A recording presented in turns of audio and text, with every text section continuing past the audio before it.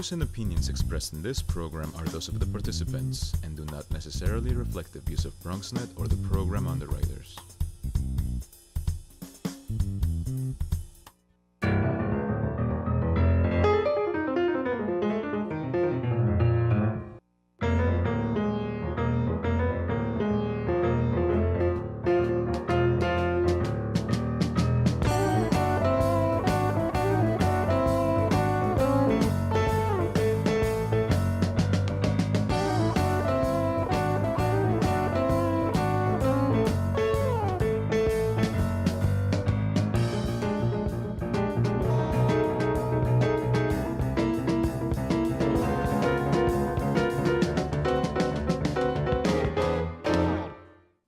Good evening and welcome to Bronxtalk. Last week, the City Council voted for a 5-cent fee on plastic bags. While some expressed concern that the fee will unfairly hit the lowest income Bronxites, supporters of the bill and environmentalists across the city say that simply by keeping a reusable cloth bag on hand, for example, everyone can avoid all the fees. In fact, one councilman who voted for the bill told me the goal is not to collect any fees, but to have no one pay the fee and have everyone use alternatives to plastic bags. Supporters of the bill claim that we are literally suffocating the planet with plastic bags and infiltrating every aspect of the ecosystem with plastic. Tonight we have two guests who can talk about the seriousness of the issue in the Bronx and also give us advice on recycling, the choice of what products we should or should not buy, and on dealing with the incredible amounts of trash we create.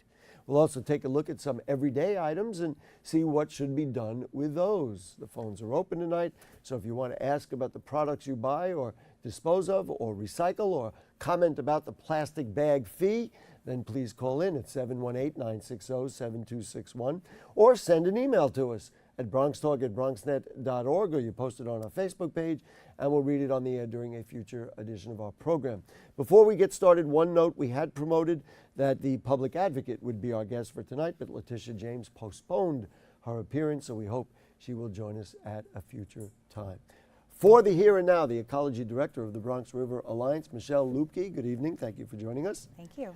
And an environmental artist, chef, activist, who has been with us before. Welcome back, Daniel Lanzalata. Thank you, Gary. Nice to have you.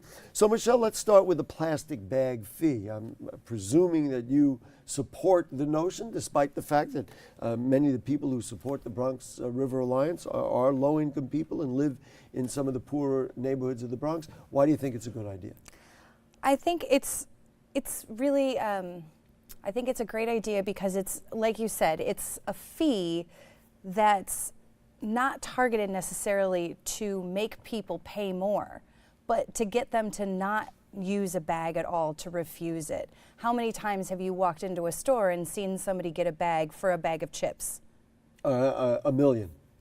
If you're asking me literally, a million, and I'm going to go one step further, how many times have I gone to the store for a container of milk, for example, and they start to double bag it? Absolutely. And I'm like, are you kidding?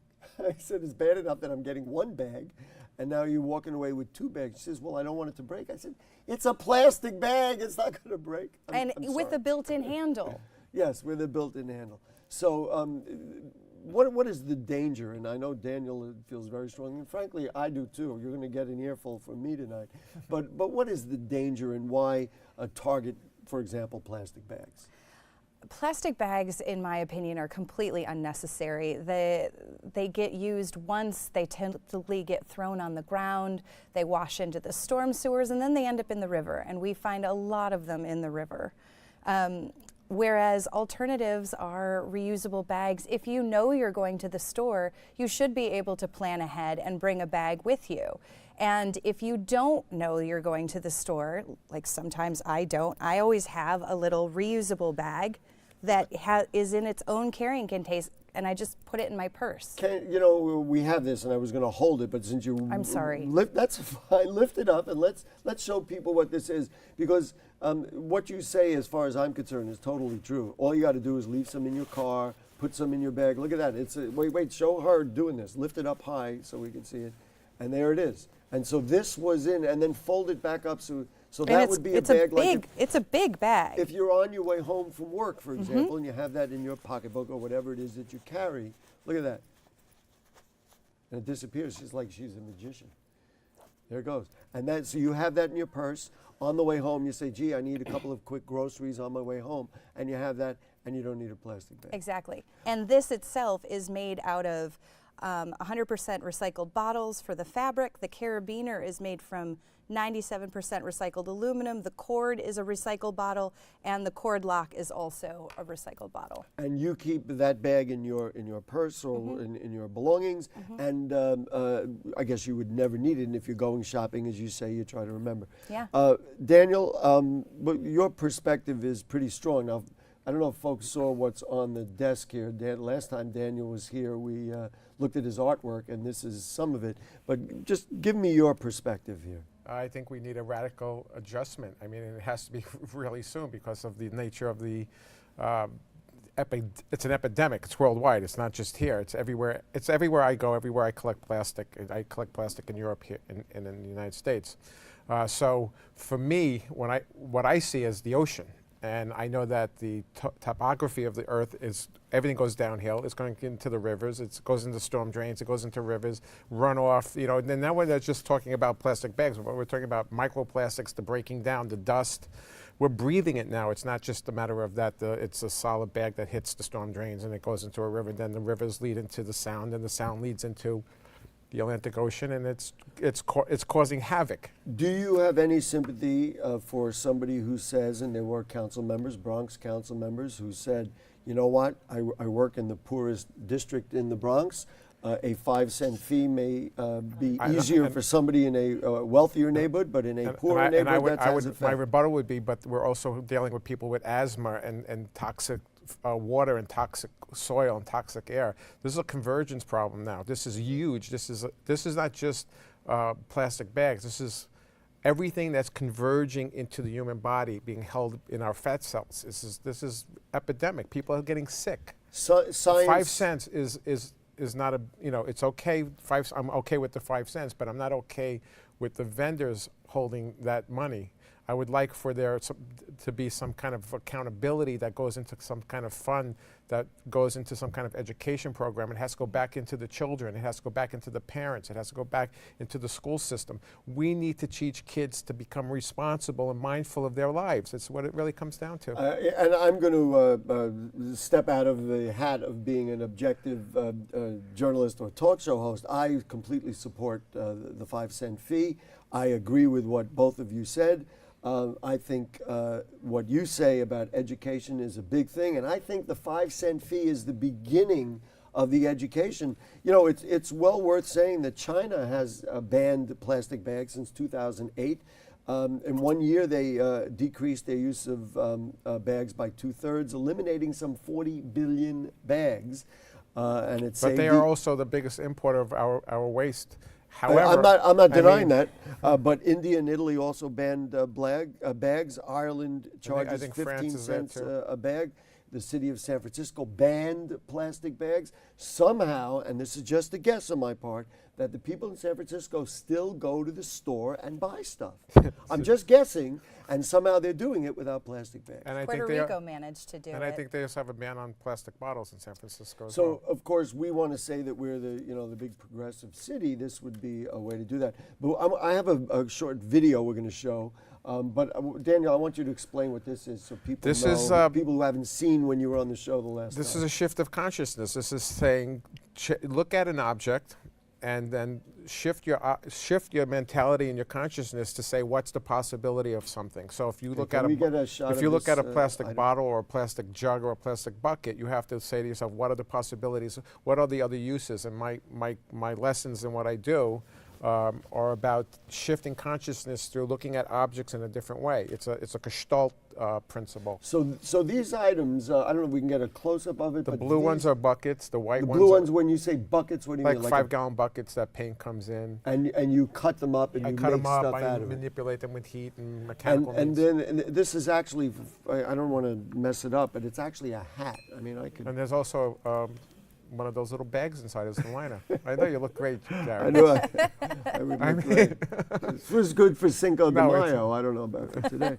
But, and you make all kinds of things, and everything around That's here all. is Actually, usable. the white things are from the streets of Paris. So, I mean, it's an international hat. It's quite a goof. Several years ago, there was a movie called Bag It. Yeah. Which you are familiar with, maybe our viewers aren't. Rather than show the whole movie, I pulled out the 2-minute trailer, Great. which articulates and illustrates this issue beautifully. So rather than have you explain it, I thought we would show graphically and visually what the deal is with plastic bags and why even I, and I'd like to think you, but certainly our guests, feel very strongly about it. So this is the trailer for a movie, I think it was 2011, called Bag It. This story begins with a single plastic bag. One bag that I got from my local grocery store to carry home a single container of peach yogurt. Once I got home, I shoved the bag in with all the other bags, next to another bag full of other bags, and I never really thought about it. Maybe I tried not to think about it. I mean, I'm an average guy. I'm not what you consider a tree hugger. I try to be informed, I try to do the right thing, but I find that it can all be a bit overwhelming at times. I live in a small town in Colorado, and it wasn't until my town challenged another town a few hours away to see who could reduce their use of plastic bags the most that I first started to think about plastic bags and what we do with them. I mean, we all have a lot of bags, right? Everybody does the same thing. We collect them, we shove them anywhere they'll go, like under the sink, into closets, junk drawers. We throw a pile away every now and then just to be done with them, because they're disposable, right? They were created to be thrown away. But let's face it, there's a dirty little secret here, even if we won't admit it. Just because plastic is disposable doesn't mean it just goes away. After all, where is away? There is no away. It actually sticks around for a really long time. That got me thinking about all the endless products made out of plastic. A lot of them designed to be used for less than one day. Heck, less than 15 minutes even. Once I began looking around, pretty much everything seemed to be made of plastic.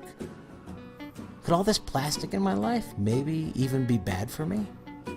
So I started looking into it. The way it doesn't go away, the way it pollutes, the way it flies and floats and drifts and clogs and entangles. The way it gets into things so big and so small. The way we can't escape it anymore. The way, eventually, we may not have any recourse. We'll all just simply have to stand up and say, bag it. Well, there you go. Thanks to the makers of Bag It for, I think, articulating what we all go through. Who doesn't have in their closet somewhere a plastic bag with more plastic bags? Which brings up, so what do you do with the plastic bags you pull out of the river? It's like, where can you throw it that it won't end up in your river or, some other river? Yeah, that's exactly an issue. We end up putting our plastic bags and our plastic bottles that we find in the river, but because they have potential contaminants on them, we can't recycle them anymore. So we put them in an even larger plastic bag and we throw them in the landfill. Oh my goodness. Which brings up the whole idea of the city's recycling. Now we're doing better than we did, but and I brought a bunch of items that we're going to look at, but I still find that there are many items that I'm like, I don't know what to do with. Yeah. Is there an alternative for plastic? And then I'm going to bring Daniel in and talk about the products. Or at this point, once that plastic is made, there's nothing to do with it. Well, so a lot of things that are made out of plastic are recyclable, but it's recyclable with a caveat because you can never turn a plastic water bottle back into a plastic water bottle the way you can with a glass bottle. You can Or a bag. Or a bag. A paper bag, I meant. So you can take a plastic bottle, but then you have to turn it into something new. And so that's why things like fabric and other types of products can be made from plastic bottles, but you can never make a plastic bottle from another plastic bottle. And then the other issue is plastic bags are not accepted in New York City's recycling program. And if you do put them into your household recycling, it ends up gumming up the machinery, and so it actually causes more issues. Instead, what they recommend that you do is take it to a store and have the store use it again. Well, no, there's recycling containers at stores. Some stores. Some stores. Right. I have the information on it. A state law requires retailers with more than 10,000 square feet of retail space or those who are part of a chain with more than 5 stores to provide bins. I wonder how many actually do and actually don't. Daniel, I'm guessing that you want to take a larger look at the production of goods and things. I want to look at consumption. I want to look at wants, needs, and desires. I want people to understand their consciousness more than the end result. The end result hasn't been working all that well. And the problem is right now we're in a low price for crude oil. It's all about crude oil.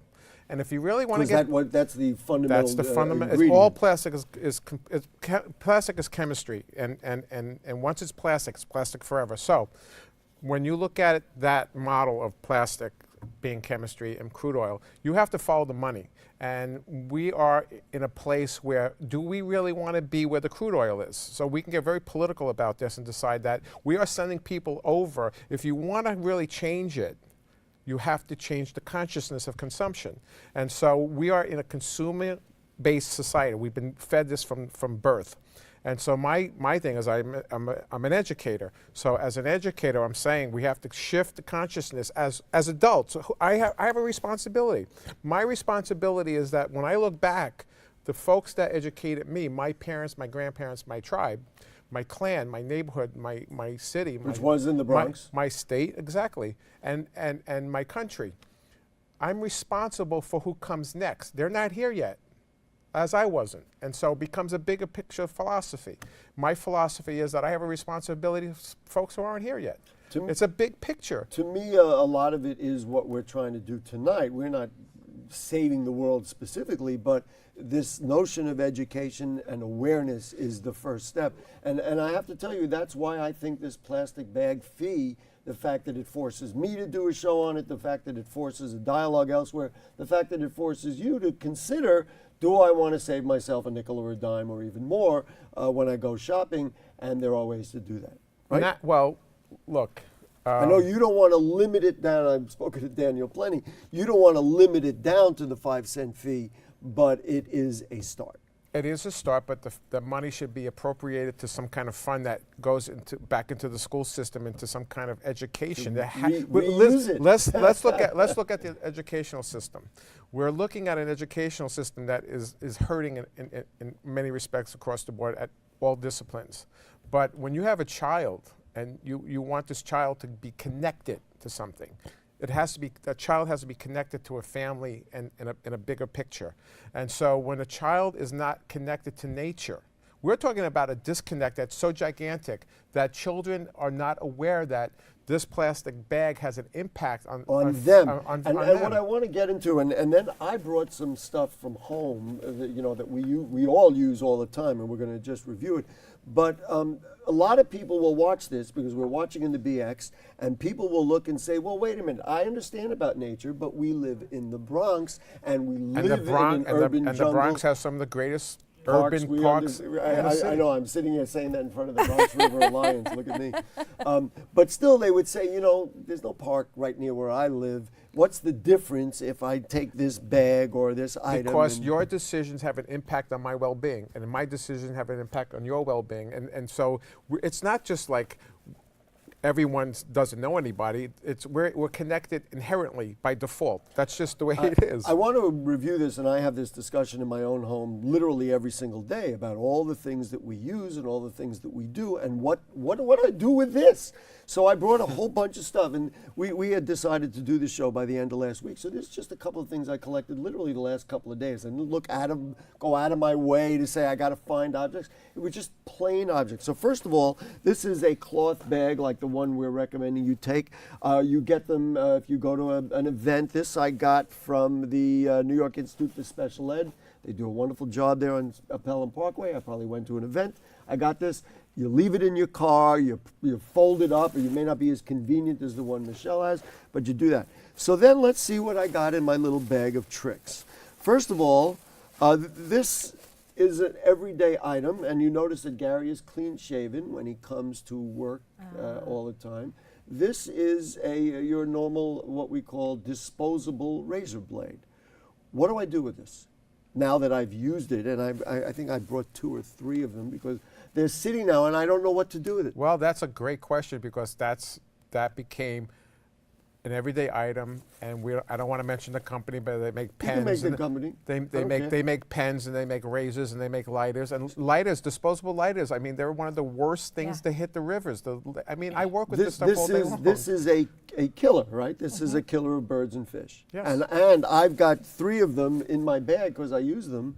And I hope you use a handle, right? You don't just. Yes. All right. This next one, we're going to need a close-up. Yeah. This is a tiny. I bought a package of socks, right? I bought a package of socks, and this was the little piece of plastic that bind. And there was I think I bought 5 pairs of socks in the bag. So there were 5 of these. This is a bird killer, right? I can use that. Oh, absolutely. You can have it and use it. Yeah, because that looks like food. And so especially if that goes down your drain, because maybe you throw it in the toilet thinking, oh, they'll pull it out at the wastewater treatment plant. And then in New York City, we have combined sewage and stormwater. So if it's raining when you flush it, it's now in the river.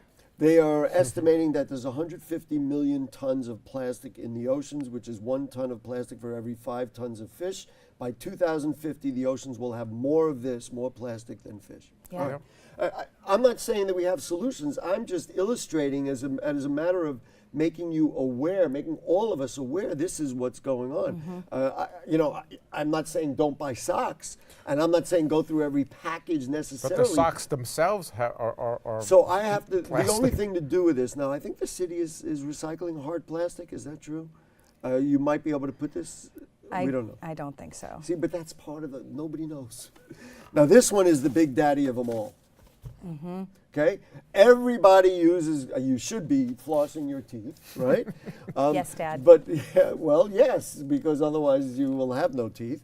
There is a plastic coating on this particular package, and every one of these little items is a plastic dental floss thing. So, and this is an everyday item. So that's what it is. I would like to address that. I mean, it becomes a matter of consciousness. It's like, what are your choices? You can also brush your teeth with baking soda and you could. Yes, and fluoride in our and water. then you can oil pull with coconut oil, and it's all good. You see, these are your suggestions are good. Of course, nobody knows them, and people would say, "What are you getting? You go and you buy some toothpaste, you get some dental floss, you know." All right, so then your toothpaste with microbeads in it. Right. Oh, wow. On over the weekend, Suzanne and I visited somebody in Riverdale, and we thought, "Gee whiz, let's go to Liebman's and have a hot dog." And we sat on the street, and we had a really nice time. It was very beautiful. So the hot dog, and it voted the best restaurant in the Bronx, by the way, came, and I kind of started to smush it up, came in this cardboard, right? It's coated cardboard. As I finished it, I said to myself, this could be recycled, right? Because you could put this in your bag of recycling paper. How many of us would have taken the bag that the stuff came in and just thrown it in the trash?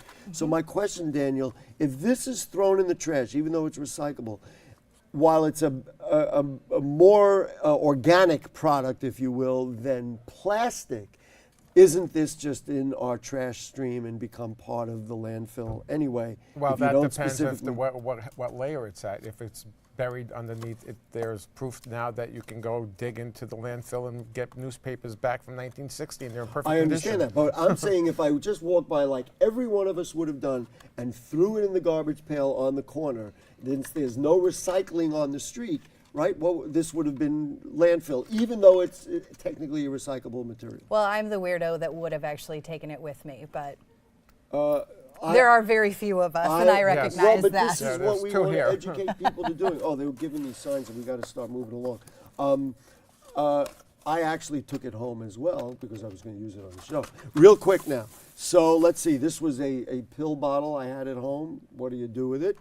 Then Suzanne and I went and had yogurt from the store on the corner. I got a plastic spoon. Great color. Mm-hmm. Right? It's a great color. This will work perfectly Yeah. with his hat. And then the same issue with this. And it came in one of these, and then this goes in the waste stream, and we have just a complete disaster. It's a matter of understanding one's needs, and I think that once one becomes aware that the demand for this stuff is lowered on the consumption side, the recycling side will go down. The price of oil is down. Plastic production goes up. Right. So what we're doing tonight, in my mind, and it's very important, is the beginning of what we need to do, and that is letting people know that that's what we're dealing with here, because we're not going to be able to solve all these issues. American shoppers use an estimated 102 billion plastic shopping bags a year. 102 billion, that's 500 for every American. That's more than 1.5 a day for you, for me, for them, for everybody. Think about that. You have events coming up at the Bronx River, and we want to make sure you get a chance to promote them. So what's coming up? June 4th, right? On June 4th, we're having the Great Fish Count. It's going to be a day where we're doing water quality testing and fish seining at Concrete Plant Park from 2 to 4 p.m. on the Bronx River.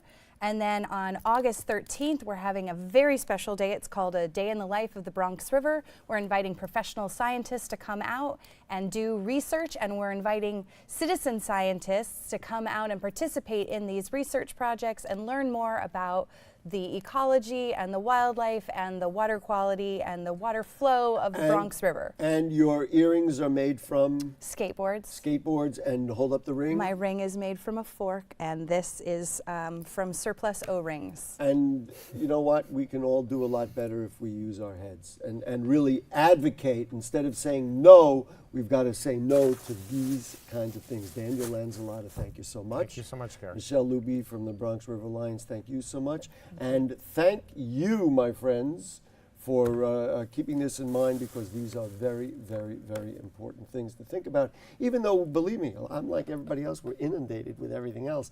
We really have to have this in our heads. Make sure you recycle what you can recycle, and don't consume if you can help consuming something that can be dangerous to us all. If you have further comments or questions on anything you heard on the show tonight or anything going on in the Bronx, and email them to us at bronxtalk@bronxnet.org, or put them on our Facebook page, and we'll read them on the air during a future edition of our program. Please like the Bronx Talk Facebook page. You can check out the archives at bronxnet.org. You'll find Bronx Talk on the lower right navigation bar. Now, next week, May 23rd, a unique show about those in the Bronx who are the first in their families to graduate. We're going to create role models in the Bronx. Then on May 30th, a show featuring a wonderful school concert band from PS 76. We're going to have 100 young musicians here. And on June 6th, we provide analysis of the expansion of UPK in the city of New York. So we have a lot to look forward to. Thank you to our producer, Jayla Juberis. Director is Shirley Arietta, Helen Nialani, and everybody else who worked on the show. And to you, good night. We'll see you next week.